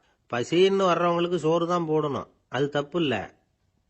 பாராட்ட வர்றவங்களுக்கெல்லாம் சோத்தையே போட்டு அனுப்புனா இப்படிதான் பேர் வரும். எனக்கு தெரிஞ்ச ஒருத்தர் தினமும் யாராவது ஒருத்தரை தன் வீட்டுக்கு அழைச்சிட்டு போவார், சாப்பாடு போட்டு அனுப்புவார். முன்னறிவிப்பு இல்லாம திடீர்னு ஒரு விருந்தாளியோட வீட்டுல போய் இவர் நிக்கிறது வழக்கம். அந்த அம்மாவும் இவருக்காக தயார் பண்ணி வச்சிருந்ததை இவர் அழைச்சிட்டு வந்திருக்கிற விருந்தாளிக்கு போட்டுருவாங்க. விருந்தாளி சாப்பிட்டுட்டு போனதுக்கு அப்புறம் இவர் மனைவி கிட்ட உனக்கு சிரமம் வேணாம் அப்படின்னு சொல்லிவிட்டு பக்கத்துல உள்ள ஒரு ஹோட்டலுக்கு போய் காசு கொடுத்து சாப்பிட்டுட்டு வந்துருவார். பல நாள் இப்படி நடக்கும். ஒரு நாள் அவரை தனியா கூப்பிட்டுக்கிட்டு போய் ஏன் இப்படி பண்றீங்கன்னு கேட்டோம். அதுக்கு அவர் சொல்றாரு, எங்க வீட்டு சாப்பாட்டுல இருந்து தப்பிக்கிறதுக்கு எனக்கு வேற வழி எதுவும் தெரியல சார், அதனாலதான் இப்படி பண்ணிட்டு இருக்கிறேன் அப்படின்னார். ரொம்ப பரிதாபம். அள்ள அள்ள குறையாதது அட்சய பாத்திரம், அது நமக்கு தெரியும், கேள்விப்பட்டிருக்கிறோம். ஆனா போட போட நிரம்பாத ஒரு பாத்திரம் உண்டு. அது என்ன தெரியுமா? நம்மள பல பேர்கிட்ட அந்த பாத்திரம் உண்டு. அதுதான் பேராசை அப்படிங்கிற பாத்திரம். அதை நிறைவு செய்யவே முடியாது. பேராசையை பத்தி சுஃபி இலக்கியத்துல ஒரு பிரபலமான கதை உண்டாம். அதை ஒரு பெரியவர் எடுத்து சொல்லியிருக்கிறார். ஒரு மன்னர் நகர்வலம் போயிட்டு இருக்கார். ஒரு பிச்சைக்காரன் மன்னர் எதிரில் வர்றான். பிச்சை போடுங்கிறான். என்னுடைய அமைதியை கெடுக்காதே போங்கிறார் மன்னர். அவன் சிரிக்கிறான். அரசே, உங்களுடைய அமைதி கெடக்கூடிய நிலையில இருந்தா அதுக்கு பேர் அமைதியே கிடையாது அப்படின்னு நானா. எதிரில் நிக்கிறது வெறும் பிச்சைக்காரன் இல்ல, யோகி அப்படிங்கறத மன்னர் புரிஞ்சுக்கிட்டார். துறவியே, உங்களுக்கு என்ன வேணும்னாலும் கேளுங்க, கொடுக்கறேன்னாராம். அந்த துறவி மறுபடியும் சிரிக்கிறார். அரசே, உங்களால முடியாததையெல்லாம் கொடுக்க முடியும்னு சத்தியம் செய்யாதீங்க அப்படின்னார். மன்னருக்கு கோபம் வந்துட்டுது. என்ன இவர் இப்படி சொல்றாரு அப்படின்னு நினைச்சார். நகர்வலத்தை பாதியிலேயே நிறுத்தினார். வாங்க அரண்மனைக்குன்னார். துறவியை அழைச்சிக்கிட்டு அரண்மனைக்கு வந்துட்டார். துறவி தன்கிட்ட இருந்த பிச்சை பாத்திரத்தை நீட்டினார். இது நிறைய எனக்கு பொற்காசுகள் வேணும் அப்படின்னாராம். அவ்வளவுதானா, இது ஒரு பெரிய காரியமா அப்படின்னு கையை தட்டினாராம் மன்னர். ஒரு பெரிய தாம்பாளம் நிறைய பொற்காசுகள் சேர்ந்தது. அதை அள்ளி போட்டார். போட போட அந்த பிச்சை பாத்திரம் நிரம்பவே இல்லை. பொற்காசுகள் போட போட அவ்வளவையும் உள்ள வாங்கிக்கிட்டே இருக்குது. அரசாங்க கஜானாவே காலி ஆயிட்டுது. மூட்டை மூட்டையா பொற்காசுகளை கொட்டி பார்த்துட்டாங்க. அது முழுங்கிக்கிட்டே இருக்குது. கடைசி வரைக்கும் அந்த பிச்சை பாத்திரம் நிரம்பவே இல்லை. அரசர்கிட்ட இருந்த கர்வம் போயிட்டுது. அப்படியே பொத்துன்னு துறவி காலில் விழுந்தார். அப்போ அந்த துறவி சொன்னாராம், மன்னா, இந்த பிச்சை பாத்திரத்தை உங்களால மட்டும் இல்ல, வேற யாராலையும் நிரப்ப முடியாது. அதுக்கு என்ன காரணம்னா, இது சாதாரண பிச்சை பாத்திரம் இல்ல, பேராசைகளோட வாழ்ந்து செத்து போன ஒரு மனிதனின் மண்டை ஓடுது அப்படின்னாராம். பாருங்க, இதுதான் அந்த சுஃபி இலக்கிய கதை. செத்த பிறகும் நிறைவு இல்லைன்னா அது எப்பேற்பட்ட பேராசையா இருக்கும்னு யோசிச்சு பார்த்துங்க. நம்மால ஒருத்தர் கல்யாணம் பண்ணிக்க பொண்ணு பார்த்துக்கிட்டு இருந்தார். அழகு, அறிவு, படிப்பு எதுவும் தேவையில்லை, பணம் மட்டும் இருந்தா போதும் அப்படின்னு பாக்குறவங்க கிட்ட எல்லாம் சொல்லி வச்சார். ரொம்ப நாளைக்கு அப்புறம் ஒரு பணக்காரர் கிடைச்சார். அவரு சொன்னார், இத பாருங்க, எனக்கு 20 வயசுல ஒரு மகள், அவளை நீங்க கல்யாணம் பண்ணிட்டா 2 லட்சம் பணம் கொடுப்பேன். 25 வயசுல ஒரு பொண்ணு, அவளை கல்யாணம் பண்ணிட்டா 2.5 லட்சம் தருவேன். 30 வயசுல ஒரு பொண்ணு இருக்கா, அவளை கல்யாணம் பண்ணிட்டா 3 லட்சம் தருவேன். என்ன சொல்ற அப்படின்னாராம். இவன் கொஞ்ச நேரம் யோசிச்சு பார்த்திருக்கான். அதுக்கப்புறம் மெதுவா அவரை நிமிர்ந்து பார்த்து, ஏன் சார், உங்ககிட்ட 50 வயசுல ஏதாவது பொண்ணு இருக்கா அப்படின்னு கேட்டானா. ஒரு ஊர்ல ஒரு மன்னர் இருந்தார். ஒரு நாள் அவருடைய அரசவைக்கு ஒரு ஓவியன் வந்தான். அவன் சீனா தேசத்திலிருந்து வந்தவன், தாவோ சிந்தனையாளன். அவன் அங்க மன்னர் முன்னாடி நிக்கிறான். யாரும் செய்ய முடியாத ஒரு காரியத்தை என்னால செய்ய முடியும்னா. இவன் இப்படி சொன்னதை கேட்டதும் ஏற்கனவே அங்க இருந்த அரசவை ஓவியன் ஒருத்தனுக்கு கோபம் வந்துட்டுது. இதோ பாரு, இப்படி எல்லாம் பேசக்கூடாது, நான் வேணும்னா உன்னுடைய சவாலை ஏத்துக்கிறேன் அப்படின்னா. நாம 2 பேரும் ஓவியம் தீட்டுவோம், அதை பார்த்துட்டு நம்ம 2 பேர்ல யாரு சிறந்த ஓவியன் அப்படிங்கறத மன்னரே தீர்மானம் செய்யட்டும், என்ன சொல்ற அப்படின்னு கேட்டான் அவன். அவனும் சரின்னு ஒத்துக்கிட்டான். போட்டி ஆரம்பமாச்சு. அரசர் அவங்களுக்கு 2 சுவர்களை ஒதுக்கி கொடுத்தார். 6 மாச காலம் அவகாசம் கொடுத்தார். 2 ஓவியர்களும் அவங்கவங்க வேலையை ஆரம்பிச்சாங்க. இரவு பகலா வேலை செய்ய ஆரம்பிச்சுட்டாங்க. 6 மாசம் முடிஞ்சது. அரசர் பார்த்தார். முதல்ல தன்னுடைய அரசவை ஓவியர் தீட்டி இருந்த ஓவியத்தை பார்த்தார். ரொம்ப பிரமாதமா இருந்தது, பாராட்டினார். இதோ பாரு, உன்னுடைய ஓவியம் அற்புதமா இருக்கு, உயிரோட்டம் உள்ளதா இருக்குது, கலையின் உச்சமே இதுதான், இதை விட சிறந்த ஒரு ஓவியத்தை வேற யாராலையும் படைக்க முடியாது அப்படின்னார். அதுக்கப்புறம் அந்த சீன ஓவியன்கிட்ட போனார். எங்க உன்னுடைய ஓவியம்னு கேட்டார். திரைச்சீலையை விலக்கி விட்டு பாருங்கன்னா மன்னர் அந்த திரைச்சீலையை விளக்குனார். உள்ள ஓவியம் இருக்க வேண்டிய இடம் கண்ணாடி மாதிரி தெரிஞ்சுது. அவன் அந்த 6 மாச காலமா அந்த சுவரை தேய்ச்சி தேய்ச்சி கண்ணாடி மாதிரி ஆக்கி வச்சிருக்கிறான். அதுக்கு நேரா எதிர் சுவர்ல அரசவை ஓவியம் தீட்டின ஓவியம் இருக்கு. அது எதிரில் இருந்த இந்த கண்ணாடியில பட்டு பிரதிபலிக்குது. மன்னர் யோசனை பண்ண ஆரம்பிச்சார். அப்புறம் அந்த சீன ஓவியனை பார்த்து கேட்டார், இத பாரு, நீ என்னுடைய ஆளை தோற்கடிச்சுட்ட அப்படிங்கறதுல சந்தேகம் இல்லை. ஆனாலும் எங்களை ஏமாத்தி இருக்கிற, எந்த ஓவியமும் நீ வரையிலையே அப்படின்னார்.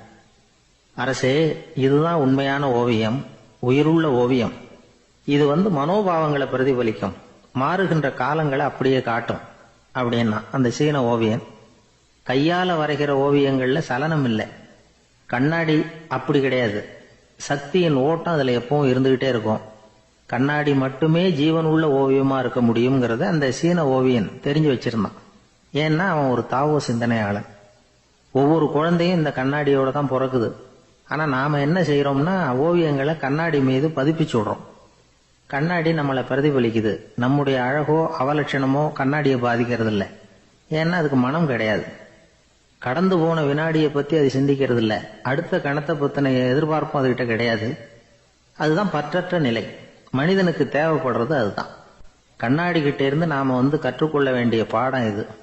வாழ்க்கையில மனிதர்களை நேசிக்கலாம், உலகின் அழகையெல்லாம் பிரதிபலிக்கலாம், ஆனா எதையும் பற்றி கொண்டு விடக்கூடாது அப்படிங்கிறது பெரியவர்கள் அறிவுரை.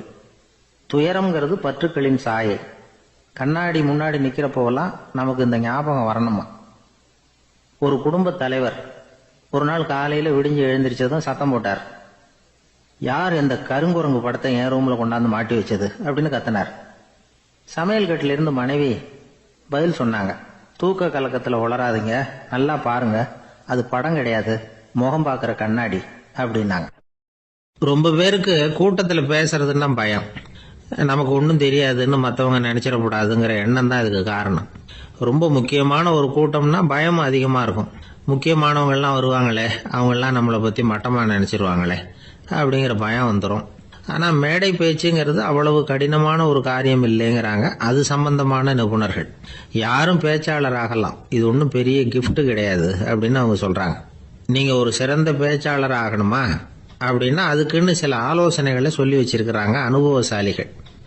முதல் ஆலோசனை என்னன்னா, உங்க பேச்சு எளிமையா இருக்கணும். ஏதாவது ஒரு கருத்து அல்லது 2 கருத்து சொன்னா போதும். 20 அல்லது 30 கருத்துக்களை சொல்லிட்டே போகக்கூடாது. 2வது ஆலோசனை, நீங்க என்ன பேச போறீங்கிறது முதல்ல உங்களுக்கு நல்லா புரியணும். அதுக்கப்புறம் தான் அதை அடுத்தவங்களுக்கு புரிய வைக்க முடியும். எப்படி ஆரம்பிக்க போறோம், எந்த கருத்தை முக்கியமா வலியுறுத்த போறோம், எப்படி முடிக்க போறோம் அப்படிங்கறத முதல்ல நல்லா சிந்திச்சு மனசுல வச்சுக்கணும். கடைசியா என்ன சொல்றீங்களோ அதுதான் கேட்கறவங்க மனசுல நிற்கும். 3வது ஆலோசனை என்னன்னா, உங்க பேச்சு சுருக்கமா இருக்கணும். ஒரு 15 நிமிஷம் பேசுறது ரொம்ப பொருத்தம். மணிக்கணக்கில் பேசிக்கிட்டு இருக்கிறது நல்லதில்லை. 4வது ஆலோசனை, நீங்க பேசுறது உண்மையா இருக்கணும். உங்களுக்கு உண்மையான அனுபவங்கள் இருக்கும், அதை சொல்லலாம். உங்களுடைய உண்மையான அனுபவங்களை மற்றவங்களோட பகிர்ந்துக்கணும், அதுதான் முக்கியம். 5வது ஆலோசனை, ஆரம்பத்தில் கொஞ்ச நேரம் உங்களை பத்தியும் எதிரில் உள்ளவங்களை பத்தியும் சம்பந்தப்படுத்தி ஏதாவது பேசி ஒரு நெருக்கத்தை ஏற்படுத்திக்கணும். ஒவ்வொருத்தரும் இப்ப இவர் பேச போறது நம்ம சம்பந்தப்பட்டது அப்படின்னு நினைக்க ஆரம்பிச்சிருவாங்கல்ல, அதுக்கப்புறம் அவங்க கேட்க தயாராயிட்டாங்கன்னு அர்த்தம். எதிரில் உட்காந்துருக்கிற கூட்டத்தில இருந்து 3 பேரை தேர்ந்தெடுங்க. அதாவது வலது பக்கம் ஒருத்தர், நடுவுல ஒருத்தர், இடது பக்கம் ஒருத்தர். அதாவது உங்களை ரொம்ப கனிவாகவும் ஆர்வமாகவும் பார்க்கிறவரா பார்த்து தேர்ந்தெடுத்துங்க மனசுக்குள்ள. நீங்க பேசும்பொழுது என்ன பண்ணணும்னா, இவங்களை நேருக்கு நேரா மாறி மாறி பார்த்துக்கிட்டே பேசுனீங்கன்னா நீங்க ஏதோ ஒட்டுமொத்த கூட்டத்தையும் பார்த்து பேசுறதாக ஒரு உணர்வு அது ஏற்படுத்திவிடும். 6வது ஆலோசனை என்னன்னா, சொற்பொழிவுன்னா நீங்க பேசணும், படிக்கப்படாது. எழுதி படிக்கிறது நல்லா இருக்காது. குறிப்புகள் வேணும்னா வச்சுக்கலாம். படிக்கிறது பேப்பர்ல இருந்து வர்றது மாதிரி இருக்கும், பேசுறது இதயத்தில இருந்து வர்றது மாதிரி இருக்கும். அப்புறம் 7வது ஆலோசனை சொல்றாங்க. அது என்னன்னா, மேடையில ஏறி நின்ன உடனே இயல்பா மூச்சு இழுத்து விட்டுங்க, இயல்பு நிலைக்கு வாங்க, அதுக்கப்புறம் இயல்பா பேச ஆரம்பிக்கலாம் அப்படிங்கிறாங்க. இவ்வளவும் பேச்சு கலையில் வல்லுநர்களா இருக்கிறவங்க சொல்லுகிற ஆலோசனைகள். இதையெல்லாம் கடைபிடிச்சா நமக்கும் அதுக்கும் வெகு தூரம்னு நினைச்சுக்கிட்டு இருந்த ஒண்ணு இப்ப கிட்டத்துல நெருங்கி வந்துடும். நாம சொல்றபடியெல்லாம் அது கேட்கும். ஒரு பேச்சாளர், அவருக்கு சுருக்கமாவே பேச தெரியாது. மேடையில ஏற்றி விட்டுட்டா போதும், ஆரம்பிச்சிருவார், நிறுத்த மாட்டார், பேசிக்கிட்டே இருப்பார். ஒரு தடவை அவர் ஒரு கூட்டத்தில் ரொம்ப நேரம் பேசிக்கிட்டே இருக்கிறார். எதிரில் பொறுமை இழந்த ஒருத்தர் தன்னுடைய கை கடிகாரத்தை காட்டினார். அதை கவனிச்ச பேச்சாளர், மன்னிக்கணும், கை கடிகாரம் நான் கொண்டுகிட்டு வர மறந்துட்டேன், அதுதான் நேரம் போனதே தெரியல அப்படின்னு சொல்லியிருக்கிறார். இதுக்கு அவர் சொன்னாராம் கோபமா, ஏய்யா கடிகாரத்தை தான் பார்க்க முடியல, மறந்துட்டேன், பக்கத்தில் மாட்டிருக்கிற கேலண்டரையாவது பார்க்கக்கூடாதா அப்படின்னாராம். கணவன் மனைவி அன்பா இருக்கணும், ஒருத்தர் நல்லா புரிஞ்சுக்கணும், விட்டு கொடுக்குற மனப்பான்மை வேணும். அதுதான் ஒரு நல்ல குடும்பம். இன்னைக்கு பல குடும்பங்கள்ல அர்த்தமில்லாத சண்டைகள் தான் அதிகம். கிராமப்புறங்கள்ல வேடிக்கை ஒரு கதை சொல்லுவாங்க. ஒரு ஊர்ல ஒரு ஆள் இருந்தான், வேலை வெட்டி இல்லாம சும்மாவே இருந்தான். அவனுக்கு கல்யாணம் பண்ணி வச்சாங்களாம். மனைவி சேர்ந்தா, சும்மாவே உட்காந்துருக்கிறியே, ஏதாவது சம்பாதிக்கிற வழியை பாரு அப்படின்னு இருக்கா. அதுக்கு தான் யோசனை பண்ணிட்டு இருக்கிறேன், ஒரு அருமையான ஐடியா அப்படின்னு. நானா, என்ன அது சொல்லு அப்படின்னு இருக்கா. அவ ஒரு ஆட்டுக்குட்டி வாங்க போறேன்னு இருக்கான்.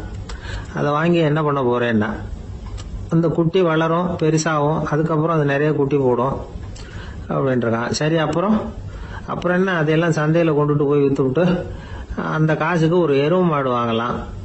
சரி, அது இதுக்கு எருவு மாடு நிறைய பால் கொடுக்கும், அதை கொண்டுகிட்டு போய் பால் பண்ணையில கொடுப்பேன், அல்லது நானே வித்துருவேன், கை நிறைய காசு கிடைக்கும். அதுக்கப்புறம் ஒரு பசுமாடு வாங்குவேன், பாலையும் விற்கலாம், நாமளும் காய் போட்டு சாப்பிடலாம், இப்படிலாம் சொல்லியிருக்கான். அப்போ அந்த பொண்ணு சொல்லிச்சான், அடுத்த தெருவில் இருக்கிற எங்க அம்மா வீட்டுக்கும் கொஞ்சம் பால் கொடுத்து அனுப்பலாம் அப்படின்னு இருக்கா அந்த பொண்ணு. இந்த இடத்துல கணவனுக்கு கோபம் வந்துட்டுது. அது எப்படி உங்க அம்மா வீட்டுக்கு எதுக்கு கொடுக்கணும், அதெல்லாம் முடியாதுன்னு இருக்கான். இந்த இடத்துல சண்டை ஆரம்பமாயிட்டுது. கொஞ்ச நேரத்தில் ரெண்டு பேரும் சத்தம் போட ஆரம்பிச்சுட்டாங்க. கடுமையான சண்டை நடக்கிறத பக்கத்து வீட்டுக்காரன் காதில் வாங்கினான். அவன் ஓடியாந்தான். அவனுக்கு தெரியும், வாங்காத மாட்டுக்காக இப்படி சண்டை போட்டுக்கிட்டு இருக்கிறாங்கிறது அவனுக்கு புரியும். அவன் ஓடி சொன்னான், ஏண்டா உன்னோட பசுமாட்டை ஒழுங்கா கட்டி போடக்கூடாதான்னு இருக்கான். என்னடா சொல்றேன்னா, இவன் உன் மாடு என் தோட்டத்தில் மேய்ஞ்சுட்டுது, பயிரெல்லாம் நாசமாயிட்டுது, 10,000 ரூபா அளவுக்கு சேதம், அதை வாங்கிட்டு போறதுக்கு தான் வந்தேன், குடுறா 10,000 நானா. இவன் அரண்டு போயிட்டான். அப்புறம் சொன்னா, டே நான் இன்னும் மாடே வாங்கலையே, அதுக்குள்ள அது எப்படிடா உன் தோட்டத்துல மேயும், என்னடா உளர்றேன்னு இருக்கான். நீ தாண்டா இப்ப உளறிட்டு இருக்க, மாடே வாங்கல, அதுக்குள்ள எப்படிடா உன்னுடைய மனைவி அவங்க அம்மா வீட்டுக்கு பால் கொடுத்து அனுப்ப முடியும் அப்படின்னு அவன் கேட்டானா. நம்மளால இப்பதான் புத்தி வந்துதான், அர்த்தமே இல்லாத சண்டை போட்டுக்கிட்டு இருக்கிறோம் அப்படிங்கறத அவன் புரிஞ்சுக்கிட்டானா. இது நம்ம முன்னோர்கள் சொல்லி இருக்கிற ஒரு கதை. சண்டையில தான் அர்த்தம் இல்லையே தவிர கதையில் அர்த்தம் உண்டு. அதாவது இல்லாத விஷயங்களுக்காக சண்டை போட்டுக்கிட்டு இல்லறத்தை வீணாக்கிக்கிட்டு இருக்கிற மனிதர்கள் இன்றைக்கு நிறைய பேர் இருக்கிறாங்க. ஒருத்தன் தன்னுடைய மனைவியை பத்தி மாமனார்கிட்ட புகார் சொன்னானா, மாமா உங்க பொண்ணு அர்த்தமில்லாத சண்டை போடுறா, எதுக்கு எடுத்தாலும் எடுத்து எறிஞ்சு பேசுறா அப்படின்னு இருக்கான். நீ எப்படி மாப்பிள்ளை அதை சமாளிக்கிற அப்படின்னு கேட்டிருக்காரு அவரு. அவ எடுத்தெறியறது என் மேல படாம ஒதுங்கி நின்னுக்கிறேன் அப்படின்னு. தேசத்து மேலையும் தாய்மொழி பேர்லையும் செலுத்துற அன்புக்கு அபிமானம்னு பேர். தேசாபிமானம்னு சொல்றமே இதுதான். ஒரு கணவன் மனைவி பேர்ல காட்டுற அன்புக்கு காதல்னு பேரு, கடவுள் பேர்ல செலுத்துற அன்புக்கு பக்தின்னு பேரு. இப்படி அன்புல பல ரகம் இருக்கிறப்போ அதுல உள்ள வித்தியாசம் தெரியாம இடம் மாத்தி அன்பு காட்டினா இடைஞ்சல் தான். சரி, இந்த அன்பை பத்தி விஞ்ஞானம் என்ன சொல்லுது தெரியுமா? இதயத்தை பாதுகாக்கிறதுக்கு முக்கியமா தேவைப்படுற ஒண்ணு இந்த அன்புதான்னு சொல்லுது. நெதர்லாந்து விஞ்ஞானிகள் இதை ஆராய்ச்சி பண்ணியே கண்டுபிடிச்சிருக்கிறாங்க. கொஞ்சம் முயல் குட்டிகளை 2 பிரிவா பிரிச்சாங்க. 2 குரூப்புக்கும் கொழுப்பு அதிகமா உள்ள ஆகாரத்தையே கொடுத்துட்டு வந்தாங்க. ஆனா ஒரு குரூப்புக்கு வெறுமன ஆகாரத்தை கொடுத்ததோட சரி, இன்னொரு குரூப் முயல்களுக்கு ஆகாரம் கொடுத்ததோட நிறுத்திக்கல. அதுக்கு முன்னாடி கூண்டுகளை திறந்து விட்டு முயல்களை கொஞ்ச நேரம் எடுத்து கொஞ்சி விட்டு அதுக்கப்புறமா ஆகாரம் கொடுத்தாராம் ஆராய்ச்சியாளர். இந்த குரூப்புக்கு இதய பாதிப்பு 60% குறைச்சலா இருந்துதான். சில நோயாளிகளுக்கு ஹார்ட் அட்டாக் வந்தாலும் அதை தாங்கிக்கிட்டு குணமாகிற சக்தி அதிகமா இருக்குது. இது எப்படின்னு ஆராய்ச்சி பண்ணி பார்த்திருக்கிறாங்க. அவங்க எல்லாம் மனைவி தன் பேர்ல ரொம்ப அன்பா இருக்கிறதாக நினைக்கிறவங்களா இருக்கிறாங்களாம். இதய நோயாளிகள் பல பேரை சந்திச்சு இதய நோய் ஏற்பட என்ன காரணம்னு கேட்டிருக்கிறாங்க. அவங்க சொன்ன காரணம்லாம் சாப்பாடு சம்பந்தமா இல்லையா, மனைவி அன்பா இல்ல, இப்படிப்பட்ட காரணத்தை தான் சொல்றாங்களாம். அதனால இதயத்தை பாதுகாக்கணும்னு நினைக்கிறவங்க அடுத்தவங்க அன்பா இருக்கிறது மாதிரி பாத்துக்குங்க, அதுதான் முக்கியம். ஒருத்தர் முகம் பூரா பிளாஸ்டரி போட்டுக்கிட்டு வந்தார் ரொம்ப கோபமா. என்னங்க ஆச்சுன்னு விசாரிச்சேன். எல்லாம் உங்களாலதான் சார்னார். விவரமா சொல்லுங்களேன். என்ன உங்க தகவலை கேட்டுட்டு ஒரு பூனைக்குட்டிய கையில எடுத்தேன், அன்பா அதை தடவி கொடுக்கறதுக்காக. ஆனா அது முந்திக்கிட்டது. அது என் முகத்தை தடவி கொடுத்துட்டுது. முகம் பூரா நகை கீறல். அதுதான் இப்படி. ஒரு பள்ளிக்கூடம், அதுல வசதியான வீட்டுக்குள்ள ஒருத்தன் படிச்சுக்கிட்டு இருந்தான். இன்னொரு ஏழை பையனும் அங்க படிச்சுக்கிட்டு இருக்கிறான். இவங்க 2 பேரும் ஒரே தெருவுல தான் இருக்கிறாங்க. பணக்கார வீட்டு பையன் பங்களாவில் இருந்தான். அவனுக்கு வேலை செய்யறதுக்காக சில வேலை ஆட்கள் உண்டு. அதனால அவன் நல்லா சாப்பிடுவான், தூங்குவான். ஏதோ வரணுமேங்கிறதுக்காக பள்ளிக்கூடத்துக்கு வருவான், போவான், அவ்வளவுதான். இந்த ஏழை பையன் இருக்கானே, அவன் அப்படி இல்லை. காலையில எழுந்திருப்பான், உடற்பயிற்சி பண்ணுவான், அவங்க வீட்டுல கிடைக்கிற சாதாரண உணவு அத அளவோட சாப்பிடுவான், வீட்டுல உள்ள வேலைகளையும் செய்வான், பள்ளிக்கும் தவறாம வந்துருவான். அவனுக்கு கூட பிறந்த சகோதர சகோதரிகள் 8 பேர். எல்லாரும் தன்னம்பிக்கையோட அவங்க வேலையை செஞ்சுக்கிட்டு இருந்தாங்க. இந்த பையன் எப்பவும் உண்மையதான் பேசுவான், கடமையை ஒழுங்கா செய்வான். ஆசிரியர்களுக்கு இவனை ரொம்ப பிடிக்கும். அதனால இவன் அந்த பள்ளிக்கூடத்து மாணவர் தலைவனா ஆக்கியிருந்தாங்க. இது அந்த பெரிய இடத்து பையனுக்கு பிடிக்கல. மாணவர் தலைவனுக்கு பணிஞ்சு போறதுக்கும் அவனுக்கு விருப்பம் இல்லை. ஒரு நாள் வகுப்புல ஆசிரியர் எல்லா மாணவர்களுக்கும் ஒரு வேலை கொடுத்தார். எல்லாரும் அதை சுறுசுறுப்பா செஞ்சுக்கிட்டு இருக்கிறாங்க. இவன் மட்டும் சோம்பலா உட்காந்துருக்கிறான். ஆசிரியர் அந்த பக்கமா வந்தார். இதை பார்த்துட்டார். உடனே மாணவர் தலைவனா இருக்கிற அந்த ஏழை பையனை கூப்பிட்டார். இத பாருப்பா, ஏன் அந்த பையன் இப்படி சும்மா உட்காந்துருக்கிறான், என்னன்னு விசாரிச்சு சொல்லு அப்படின்னு சொல்லிவிட்டு உள்ள போயிட்டார். இவன் மெதுவா போய் அவன்கிட்ட விசாரிச்சான், ஏன் இப்படி சோர்ந்து போய் உட்காந்துருக்கிற அப்படின்னு. அவன் ரொம்ப அலட்சியமா இவனை திரும்பி பாக்குறான். என்னோட சிரமம் உனக்கு என்ன தெரியும்? வீட்டுல என்னுடைய சௌகரியங்களை கவனிக்கிற வேலை ஆட்கள் 2 பேரும் இன்னைக்கு வேலைக்கு வரல. அதனால என்னோட வேலையெல்லாம் நானே கவனிக்கிற மாதிரி ஆயிட்டுது. அதனால சோர்ந்து போட்டேன் அப்படின்னு நானு. அப்புறம் கேட்டிருக்கான், அது சரி, உன்னுடைய வீட்டுல உன்னுடைய வேலைக்காரங்க வராத போது நீ எப்படி சமாளிக்கிற அப்படின்னு கிண்டலா கேட்டிருக்கான். அதாவது இவன் ஏழைங்கிறதையும் இவன் வீட்டுல வேலை செய்யறதுக்கு யாரும் இல்லைங்கிறதையும் இப்படி சொல்லி கிண்டல் பண்றான். இந்த ஏழை பையனுக்கு இது புரிஞ்சுது. மனசு வேதனை போட்டுது. இருந்தாலும் வெளியில காட்டியாம சிரிச்சுக்கிட்டே சொன்னானா, எனக்கு அந்த கவலையே கிடையாது. என்னுடைய உதவிக்கு நான் நினைச்ச உடனே என்னுடைய காரியத்தை செய்யறதுக்கு 8 பேர் எப்பவும் தயாரா இருப்பாங்க அப்படின்னு நானு. இவன் இப்படி சொன்னதும் அவனுக்கு ஒரு மாதிரி ஆயிட்டுதான். தலையை குனிஞ்சுக்கிட்டே போயிட்டான். உள்ளே உட்கார்ந்து இருந்த ஆசிரியர் காதுல இது விழுந்தது. உடனே இந்த ஏழை பையனை உள்ள கூப்பிட்டு போனாரு. கேட்டாரு, என்னப்பா அப்படி சொல்ற? இவன் பொய் சொல்ல மாட்டாங்கிறது அவருக்கு தெரியும். அவனை சமாளிக்கிறதுக்காக இப்படி ஒரு பொய்யை சொல்லியிருப்பாங்கிறதையும் அவரால் ஏத்துக்க முடியல. ஏப்பா, நீ நினைக்கிற காரியத்தை செய்ய 8 பேர் தயாரா இருக்கிறதா சொன்னிய, உன்னுடைய சகோதர சகோதரிகளை குறிப்பிட்டு அப்படி சொன்னியா அப்படின்னு கேட்டார். இல்லைங்க ஐயா, நான் அவங்கள குறிப்பிட்டு அப்படி சொல்லலன்னா. அப்படின்னா பொய் சொன்னியா? இந்த சின்ன விஷயத்துக்கு அப்படி பொய் சொல்லலாமான்னார். ஐயா, நான் பொய்யும் சொல்லலன்னா. இவன் அப்படின்னா நீ சொன்னதுக்கு என்ன அர்த்தம்னார். இப்ப அந்த பையன் சொல்றான், ஐயா, நான் நினைக்கிறத செய்து முடிக்க என் கூட இருக்கிற அந்த 8 பேர் யாருன்னா 2 காலு, 2 கை, வாய், மூக்கு, கண்ணு, காது, ஆக மொத்தம் 8. இவங்கதான் இந்த வேலை ஆட்கள். நான் சொல்றதை செய்யறதுக்கு, நான் சொல்றதை கேட்கறதுக்கும் செய்யறதுக்கும் அவங்க எப்பவும் தயாரா இருக்காங்க. அந்த அளவுக்கு என்னுடைய பயிற்சிகள், பழக்க வழக்கங்கள் மூலமா அவங்கள நல்ல நிலைமையில வச்சிருக்கிறேன் அப்படின்னா. இந்த கதைய சுவாமி சின்மயானந்தர் சொல்றது வழக்கம். இயற்கை நமக்கு கொடுத்திருக்கிற வேலை ஆட்கள் இந்த 8. இவங்களை நல்ல முறையில வச்சிருந்து வேலை வாங்க வேண்டியது நம்முடைய கடமை.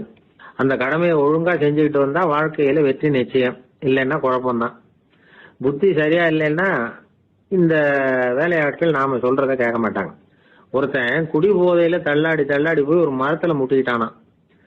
தலையில கட்டு போட்டுக்கிட்டு மறுநாள் வந்திருக்கான். ஏன்டா இப்படி பண்றேன்னு கேட்டிருக்காங்க. நான் ஒதுங்கி போன்னு தான் சொன்னேன், அது கேட்கல அப்படின்றான். எது கேட்கல? உன்னோட காலா அப்படின்னு கேட்டிருக்காங்க. இல்லைங்க, அந்த மரம் அப்படின்னு நானா. அது ஒரு புகைவண்டி நிலையம். அங்க ஒருத்தர் காலார நடந்து வந்துகிட்டு இருந்தார். அவரு தன்னுடைய வீட்டுல உட்காந்து ரொம்ப நேரம் எழுதுவார். எழுதுற நேரம் போக மற்ற நேரங்கள்ல தம்முடைய சொந்த வயல்கள்ல வேலை பார்ப்பார்.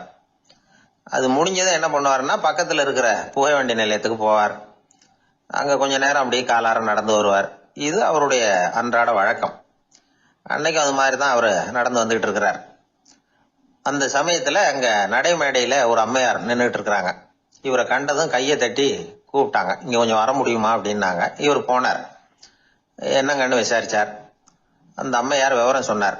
ஐயா, நானும் என்னுடைய வீட்டுக்காரரும் இங்க வந்தோம். அதுவும் நிக்குதே, அந்த ரயில்ல ஏறி ஊருக்கு போகணும்.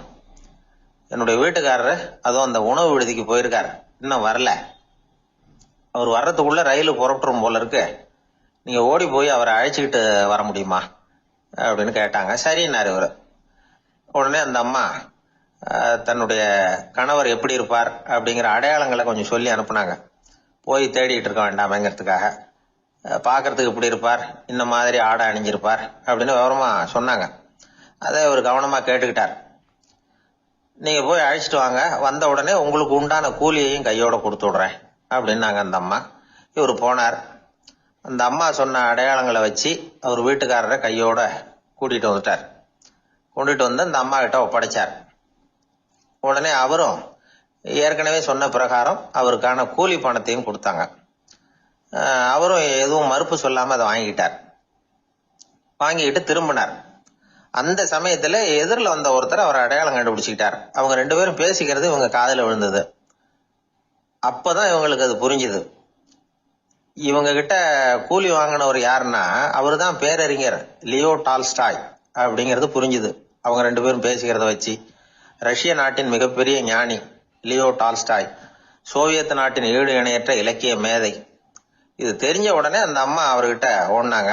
ஐயா, உங்களுக்கா நான் கூலி கொடுத்தேன், நான் பெரிய தவறு பண்ணிவிட்டேன் அப்படின்னு சொல்லி வருத்தப்பட்டாங்க. பரவாயில்ல, ஆனா நீங்க எனக்கு கொடுத்த கூலி பணத்தை நான் திருப்பி கொடுக்க மாட்டேன்.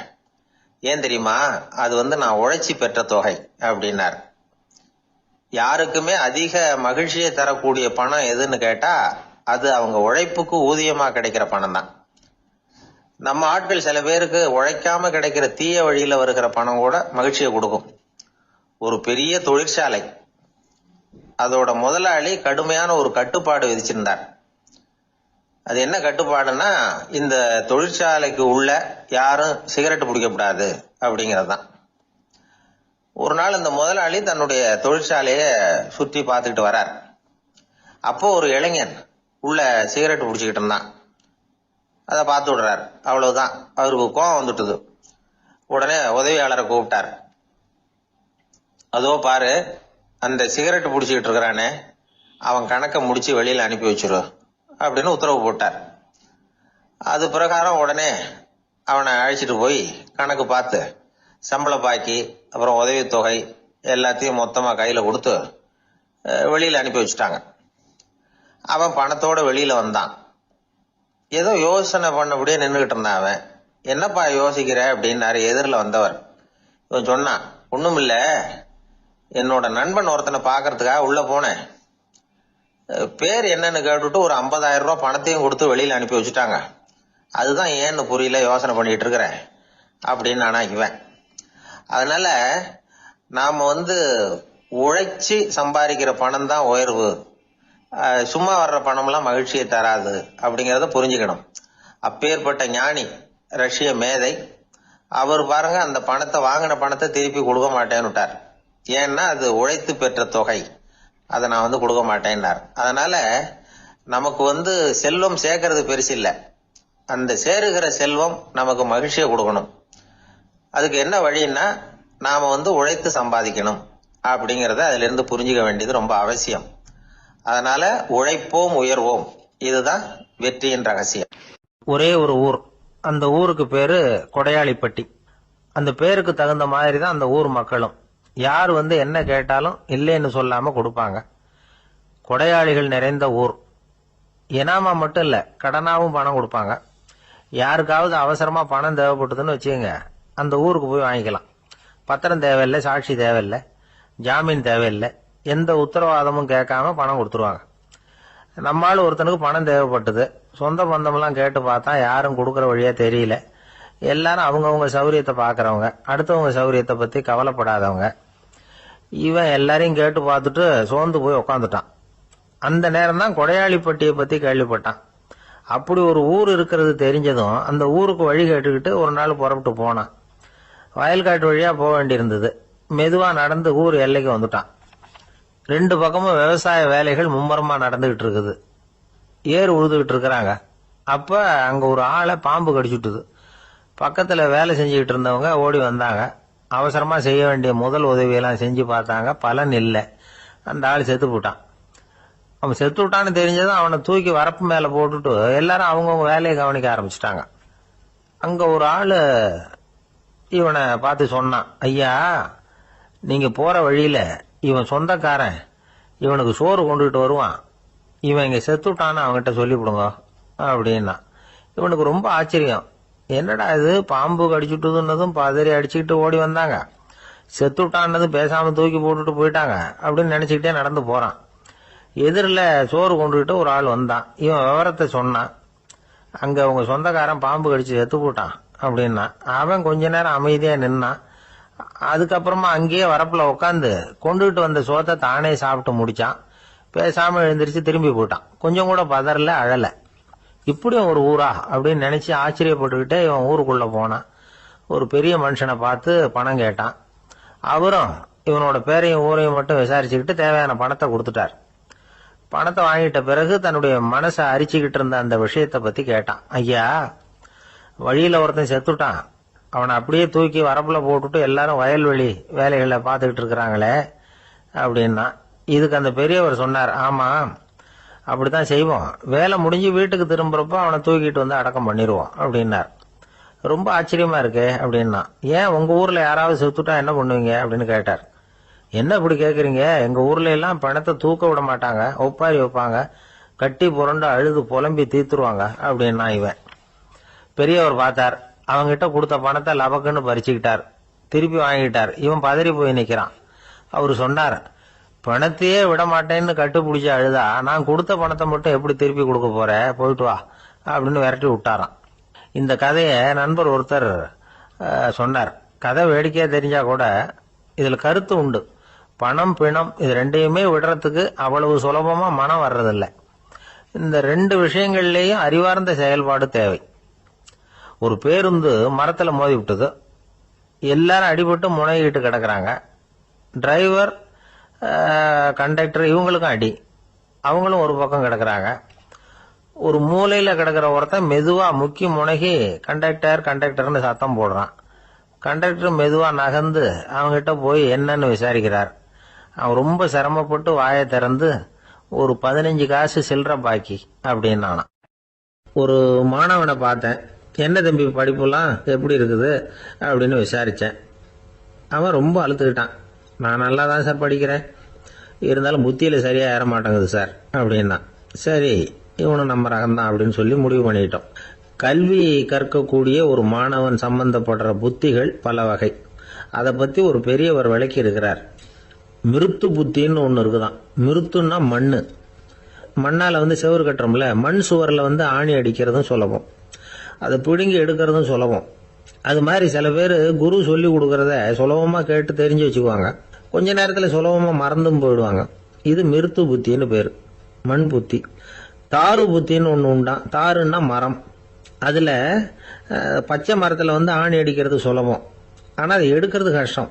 அது மாதிரி ஆசிரியர்கிட்ட இருந்து கேட்டதை கவனமா மனசுல பதிய வச்சுக்கிட்டு அதை மறக்காம இருக்கிறது தாரு புத்தி. பட்டை மரமா இருந்தா அதுல ஆணி அடிக்கிறதும் கஷ்டம், அடிக்கிற ஆணியும் சீக்கிரம் நழுவிடும். அது மாதிரி கேட்கிற விஷயம் மனசுல பதியறதும் கஷ்டம். அப்படியே பதிஞ்சாலும் அது நீடிச்சு இருக்கிறதும் கஷ்டம், கொஞ்ச காலத்துல மறந்துடும். இன்னொரு வகை புத்தி ஒன்று உண்டு. அதுக்கு பேரு சிலா புத்தின்னு பேரு. சிலான்னா கல்லு. ஒரு கருங்கல்லுல 4 துளைய போட்டு ஒரு துளையில உளிய வச்சு அடிச்சா மற்ற துளை வழியாவும் பிளந்து கல்லு 2 ஆயிடும். அது மாதிரி சந்தியான இடங்கள்ல குறிப்பா ஒரு பொருளை சொன்னா அதை வச்சுக்கிட்டு மற்றதையும் தெரிஞ்சுக்கிறது, அது சிலா புத்தின்னு பேர். வேணு புத்தின்னா என்ன தெரியுமா? வேணுன்னா மூங்கில். மூங்கில் கணுவுல ஒரு பக்கம் உளிய வச்சு அடிச்சா 2 பக்கமும் பிளந்துரும். அது மாதிரி ஒரு செய்தியை கேட்டுக்கிட்டு இருக்கிறப்பவே அதோட முன்பின் தொடர்களையும் தெரிஞ்சுக்கணும், அது வேணு புத்தி. தைல புத்தின்னு ஒன்று உண்டு. தைலம்ங்கிறது எண்ணெய். தண்ணியில ஒரு துளி எண்ணெயை விட்டா அது தண்ணி பூரா பரவி போடுதுல்ல, அது இப்படி பரவுறது மாதிரி ஆசிரியர் சுருக்கமா ஒரு கருத்தை சொன்னா அதை வச்சுக்கிட்டு பூரா விஷயங்களையும் தெரிஞ்சுக்கணும், அது தைல புத்தி. கற்பூர புத்தின்னு ஒன்று கேள்விப்பட்டிருக்கோம். அது எப்படின்னா, கற்பூரம் தீ பட்ட உடனே பிடிச்சிக்கும். ஆசிரியர் சொன்ன உடனே நுண்ணறிவோட பாடங்களை புரிஞ்சுக்கிறது இந்த வகை புத்தி. கரி புத்தின்னு ஒன்று. அது எப்படின்னா, கரியில நெருப்பை வச்சு விசிறிய பிறகு அதுக்கப்புறம் அது கறி நெருப்பாகும். அது மாதிரி காலம்புற சாயந்தர வேலைகளில் ஆசிரியர் பாடம் சொல்லி கொடுப்பார். அதை கொண்டு புரிஞ்சுக்கிறது இந்த வகை. கதலித்தண்டு புத்தின்னு ஒன்று சொல்லுவாங்க. கதலிங்கிறது வாழை மரம். வாழைத்தண்டில் தீ வைக்கிறது எவ்வளவு சிரமமோ அவ்வளவு சிரமத்தோட கல்வி கற்கிறது கதலித்தண்டு புத்தி. இதை தவிர இன்னும் சில வகையான மாணவர்களை கூட அடையாளம் காட்டுறாங்க. ஆசிரியர் சொன்னதில் நல்லதை மட்டும் எடுத்துக்கிறவன் அன்னம். ஆசிரியர் கிடைச்ச இடத்துல பாடத்தை கேட்டுக்கிட்டு பிறகு தனியாக உட்காந்து சிந்திக்கிறவன் பசு. பசுமாடு அப்படி தானே, புல்லு கண்ட இடத்துல மேயும், அதுக்கப்புறம் நிதானமாக அசை போட்டுக்கும். ஆசிரியர் சொன்னதை தவிர வேற எதையும் சொல்ல முடியாதவன் கிளி. பல இடங்களில் பாடங்கள் கேட்டு கடைசியில் ஒன்றும் புரியாமல் போகிறவன் ஆடு. ஆடு ஒரு செடியில் வயிறார மேயாது, ஒரே செடியில். இக்கரைக்கு அக்கறை பச்சைன்னா அங்கேயும் இங்கேயும் அலைஞ்சிக்கிட்டே இருக்கும். சில பேருக்கு எருமைன்னு பேர். எருமை எப்படின்னா குளத்து நீரை கலக்கி தான் குடிக்கும். அது மாதிரி ஆசிரியர் மனசை நோக செய்து பயில்கிற மாணவர்கள்லாம் இந்த ரகம். இவ்வளவுலாம் இருந்தாலும் இந்த காலத்து மாணவர்கள்லாம் ஒரு தனி ரகம். ஒரு ஆசிரியர் வகுப்புல பாடம் நடத்திக்கிட்டு இருந்தார். இலக்கண வகுப்பு. இறந்த காலம், நிகழ்காலம், எதிர்காலம், past tense, present tense, future tense, இதை பற்றிலாம் பாடம் நடத்துகிறார். எல்லாம் சொல்லி கொடுத்துட்டு இப்போ நான் ஒரு வாக்கியம் சொல்லுவேன், அது என்ன காலம் அப்படிங்கிறத நீங்கள் சொல்லணும்னார் ஆசிரியர். சரி, நாங்கள் மாணவர்கள்லாம், நான் நாளைக்கும் பாடம் நடத்த போகிறேன், இது என்ன காலம் அப்படின்னு கேட்டார் ஆசிரியர். அதாவது நான் நாளைக்கும் பாடம் நடத்த போகிறேன்.